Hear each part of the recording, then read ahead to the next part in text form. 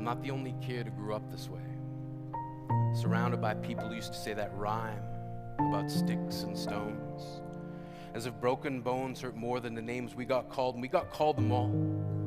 So we grew up believing no one would ever fall in love with us, that we'd be lonely forever, that we'd never meet someone to make us feel like the sun was something they built for us in their tool shed.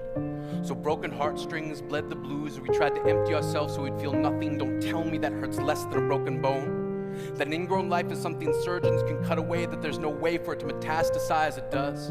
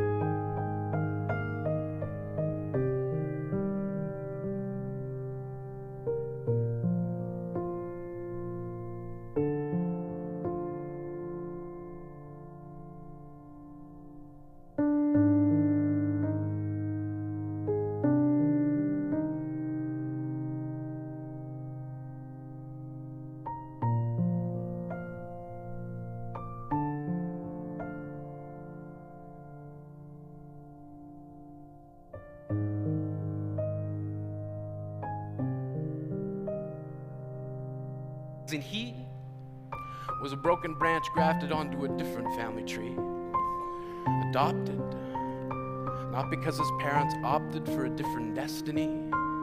He was 3 when it became a mixed drink of 1 part left alone and 2 parts tragedy.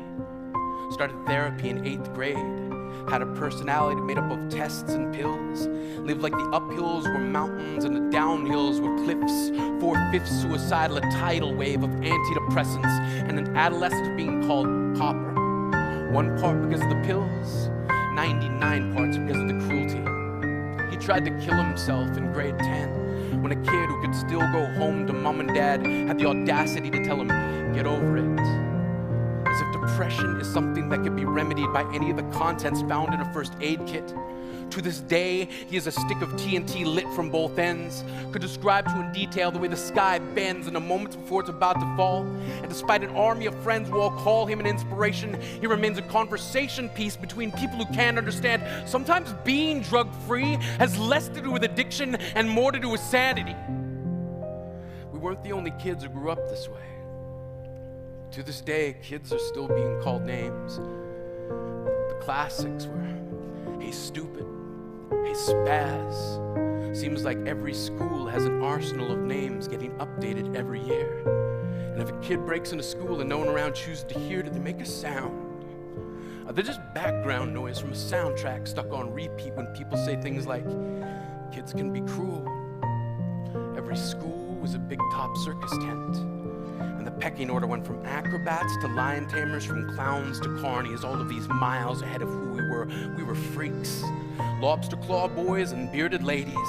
Oddities, juggling depression and loneliness, playing solitaire, spin the bottle, trying to kiss the wounded parts of ourselves and heal. But at night, while the others slept, we kept walking the tightrope. It was practice, and yes, some of us fell. But I want to tell them that all of this is just debris left over when we finally decide to smash all the things we thought we used to be.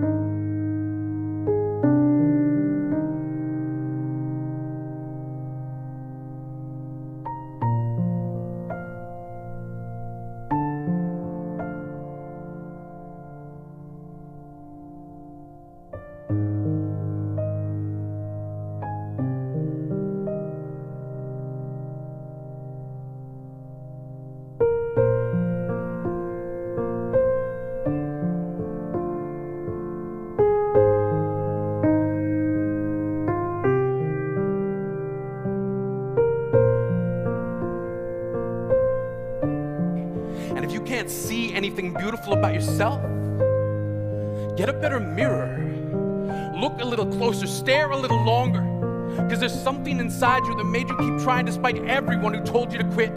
You built a cast around your broken heart and signed it yourself. You signed it, they were wrong, because maybe you didn't belong to a group or a clique. Maybe they decided to pick you last for basketball or everything. Maybe you used to bring bruises and broken teeth to show and tell but never told. Because how can you hold your ground if everyone around you wants to bury you beneath it? You have to believe that they were wrong. They have to be wrong. Why else would we still be here? We grew up learning to cheer on the underdog because we see ourselves in them. We stem from a root planted in the belief that we are not what we were called. We are not abandoned cars stalled out and sitting empty on some highway. And if in some way we are, don't worry, we only got out to walk and get gas. We are graduating members from the class of we made it, not the faded echoes of voices crying out names will never hurt me. Of course, they did. But our lives will only ever always continue to be a balancing act that has less to do with